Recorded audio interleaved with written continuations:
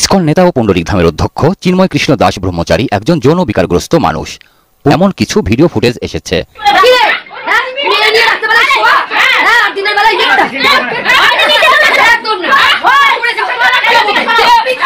তখন উনি আমার জামাটাকে এইরকম করে ধরে এমন ভাবে টেনে ছিঁড়ে দিয়েছেন, সেটা দেখানোর উপযুক্ত নয়, এখন দেখাতে পারবো না। দর্শক শ্রোতা, 92% মুসলমানের দেশে এটা কি করছে ইসকন। দর্শক শ্রোতা, মুসলমানদের দেশেই মুসলমানদের ঘর মসজিদ ভেঙে ফেলা হচ্ছে এবং মসজিদে হামলা করছে, মসজিদের যত আসবাবপত্র আছে সেগুলো নিয়ে যাচ্ছে। দর্শক শ্রোতা, অবশেষে এটা কি হচ্ছে, আজকে ভিডিওটি দেখলে আপনারা অনেক তথ্য জানতে পারবেন এবং বর্তমান যে চলমান পরিস্থিতি চলছে তা নিয়ে কি সিদ্ধান্ত হবে এবং আগামীতে কি হতে যাচ্ছে তা নিয়ে অনেক তথ্য রয়েছে। তো কথা না বাড়িয়ে চলুন আমরা ভিডিও মূল আলোচনা চলে যাই। ভিডিও মূল আলোচনা চলে যাওয়ার আগে আপনার কাছে আমার ছোট করে একটি অনুরোধ, আপনি যদি প্রত্যেক মুহূর্তের আপডেট পেতে চান তো অবশ্যই চ্যানেলটি সাবস্ক্রাইব করে দিবেন, তাহলে প্রত্যেক মুহূর্তের আপডেটগুলো সবার আগে পৌঁছাবে আপনার কাছে। তো দর্শক, বর্তমানে ইসকন কি করছে তা নিয়ে কিছু তথ্য আমরা দেখে আসি। ইসকন নেতা ও পুণ্ডরিক ধামের অধ্যক্ষ চিন্ময় কৃষ্ণ দাস ব্রহ্মচারী একজন যৌন বিকারগ্রস্ত মানুষ। পুণ্ডরিক ধামের ছেলে শিশুদের তিনি নানাভাবে যৌন নিপীড়ন করেন। সম্প্রতি 21 টেলিভিশনের হাতে এমন কিছু ভিডিও ফুটেজ এসেছে। কিছুদিনের মধ্যে পদ্মমন থাকতে থাকতে উনি আমাকে মেসেজ করতে রাখতো রাতকে হলে, তো আমি যাইতাম, কিন্তু এই বিষয়গুলো আমি কাউকে জানাই। উনি একজন ধামের অধ্যক্ষ, হয়তো অসুস্থ হতে পারে, আমাকে সেজন্য মেসেজ রাখতো, আমি করতে যাইতাম। তো চিন্ময় প্রভু আমাকে ভিডিওতে দেখা যায় এসব শিক্ষার্থীকে বিভিন্ন সময় নানা ছলে রুমে ডেকে নিয়ে যৌন নিপীড়ন করেন চিন্ময় ব্রহ্মচারী। এরকম করতে করতে অনেকদিন আমি মেসেজ করতাম, হঠাৎ আরেকদিন আমাকে ডেকেছে, বাট আমি যাইনি বিদায় তখন থেকে সে আমার উপর খুব রেগে আছে। হ্যাঁ, চিন্ময় প্রভু আমার খুব রেগে আছে, আমি কেন যাচ্ছি না। এর মধ্যেই দেখি অনেক ধরনের সমস্যা, এই যে গুরুকুলের বাচ্চাদের উপর যে নির্যাতনগুলো হচ্ছে, হ্যাঁ, জঘন্যতম অপরাধ। কিন্তু এগুলো সমস্যাগুলো, এই যে গুরুকুলের এতগুলো ছেলে, নিউ ছেলে, অনেক ছোট ছোট ছেলে, এদের উপরে যে এত নির্যাতনগুলো হচ্ছে, হ্যাঁ, এগুলো ধামের কোনো। শিশুদের যৌন নিপীড়নের দায়ে 2023 সালে একবার তার উপর সাময়িক বিধিনিষেধও দেয় যুক্তরাজ্যে অবস্থিত ISKCON international child protection office. এমন একটা চিঠি 21 টেলিভিশনের হাতে এসেছে। 2023 সালের 6 অক্টোবর ইস্যু করা ইসকন ইন্টারন্যাশনাল চাইল্ড প্রোটেকশন অফিসের ওই চিঠিতে শিশু নিপীড়নের অপরাধে তার উপর সাময়িক বিধিনিষেধের পাশাপাশি কিছু সময়ের জন্য কীর্তন করতেও বিধিনিষেধ আরোপ করা হয়। তাকে শিক্ষাদানেও বিরত থাকতে বলা হয়। ইসকন ও চিন্ময় ব্রহ্মচারীর অনৈতিক ও সন্ত্রাসী কর্মকাণ্ড নিয়ে সম্প্রতি 21 টেলিভিশন বেশ কয়েকটি প্রতিবেদন প্রকাশ করে। এর ফলে ক্ষিপ্ত হন চিন্ময় ব্রহ্মচারী। 21 টেলিভিশনকে হলুদ মিডিয়া বলে অভিহিত করেন তিনি। আবার 21 টেলিভিশনের মতো কিছু দালাল মিডিয়া, হলুদ মিডিয়া, আমাদের বিভিন্ন ছবি ভিডিওকে সুপার এডিট করে আওয়ামী লীগের দোষর হিসেবে উপস্থাপনের চেষ্টা করছে। ইসকনের বিরুদ্ধে আমার দেশ সম্পাদক মাহমুদুর রহমান সোচ্চার। তিনি ইসকনের দেশবিরোধী তৎপরতা নিয়ে বিভিন্ন বক্তব্য দেন।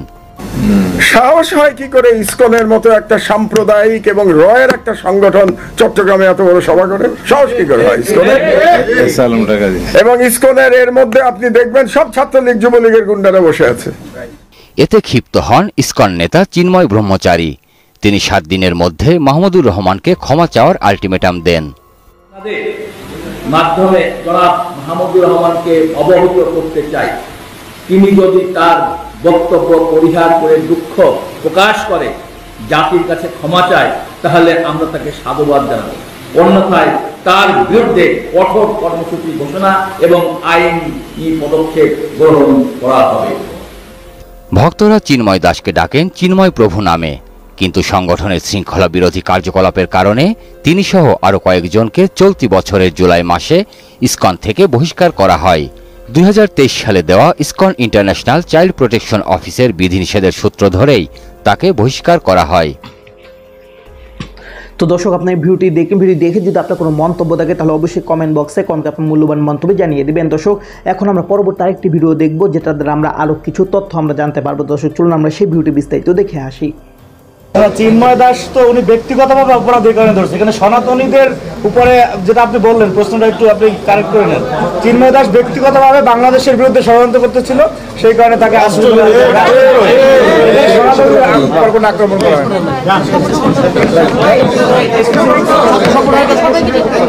ভাই আপনারা প্রশ্ন করেন ছাত্র সমাজ, এখানে ছাত্র জাতীয়তাবাদী ছাত্র দল বা ইসলামী ছাত্র শিবির বা হচ্ছে বাংলাদেশ ছাত্র সমাজ, আচ্ছা এটা নিয়ে হচ্ছে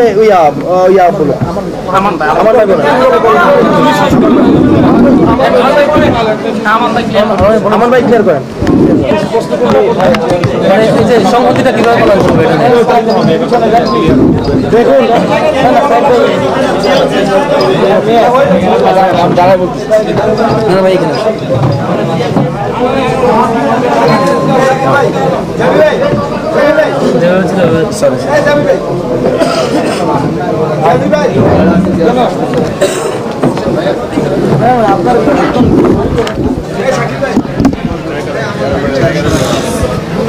দেখুন 5ই আগস্টের যে খুনি হাসিনা, ইতিহাসের নিকৃষ্টতম স্বৈরশাসক খুনি হাসিনা যে পালিয়ে গিয়েছে, সেখানে বাংলাদেশে গণতন্ত্রকামী সকল ছাত্র সংগঠন বৈষম্যবিরোধী ছাত্র আন্দোলনের ব্যানারে যে আন্দোলন করেছিল, সেই ছাত্র সংগঠনগুলি মনে করতেছে যে এই মুহূর্তে হাসিনা পালিয়ে যাওয়ার পরে তার দোসর এবং চালাচুবান্ডাদের মাধ্যমে বাংলাদেশে যে আরেকটি অস্থিতিশীল পরিস্থিতি তৈরি করার গভীর ষড়যন্ত্র চলতেছে, সেই মুহূর্তে এই ছাত্র সংগঠনগুলি মনে করছে যে না, এই মুহূর্তে আমাদেরকে আবারও বসা দরকার, এবং সেই প্রক্রিয়ার ধারাবাহিকতা আজকে আমরা এখানে বসেছি। বৈষম্যবিরোধী ছাত্র আন্দোলনের সমন্বয়ক সহ কেন্দ্রীয় নেতৃবৃন্দ এবং 19টি ছাত্র সংগঠন এখানে আছে। আমরা সবাই একই আলোচনা করে সিদ্ধান্ত উপনীত হয়েছি যে আগামী 1 সপ্তাহ আমরা জাতীয় ছাত্র সংহতি, যেটা বাংলাদেশের স্বার্থে, বাংলাদেশের গণমানুষের নিরাপত্তার স্বার্থে এই ছাত্র সংহতির আয়োজন করা হয়েছে, জাতীয় ছাত্র সংহতি সপ্তাহ। তো আমাদের যেটা হাসান আব্দুল্লাহ বললেন, যারা এই যে গত 2-3 দিনে যে ঘটনাগুলো ঘটেছে, এই প্রজন্মই কিন্তু খুনি হাসিনার ভয়াবহ ফ্যাসিজমের বিরুদ্ধে বুক লড়াই করেছে, বুক চিতিয়ে। তাদেরকে যদি কেউ প্রেসক্রিপশন দিয়ে ভুল পথে পরিচালিত করে, সেটা জাতির জন্য দুর্ভাগ্যের, এবং আমরা আশা রাখি যে তাদেরকে কেউ ভুল প্রেসক্রিপশন দিয়ে ভুল পথে পরিচালিত করতে পারবে না বাংলাদেশ রাষ্ট্রের কোনো ক্ষতি করার জন্য। সেই বিষয়টিকে সতর্কতা হিসেবে এবং তাদের ভিতরে যাতে এই চেতনা কেউ জাগ্রত করতে না পারে, সেই বিষয়টি আমরা প্রচারের অংশ হিসেবে এই সপ্তাহের আয়োজন করা হয়েছে। এবং এখানে প্রত্যেকটি ছাত্র সংগঠন তার স্ব ব্যানারে শিক্ষা প্রতিষ্ঠানগুলিতে যাবে এবং এই সপ্তাহটি আমরা পালন করব। আমরা বিশ্বাস করি যে আমাদের ভিতরে যে একটি জাতীয় ঐক্য তৈরি হয়েছিল, এবং এই খুনিদের বিচার না হওয়া পর্যন্ত এবং বাংলাদেশের স্বার্থে এই ঐক্য আজীবন অটুট থাকবে। তো দর্শক, আপনারা সম্পূর্ণ ভিডিও দেখলেন। এই সম্পূর্ণ ভিডিও দেখে যদি আপনার কোনো মন্তব্য থাকে তাহলে অবশ্যই কমেন্ট বক্সে কমেন্টে আপনার মূল্যবান মন্তব্য জানিয়ে দেবেন। দর্শক, কথা বলতে বলতে আমরা ভিডিও শেষ পর্যন্ত চলে এসেছি।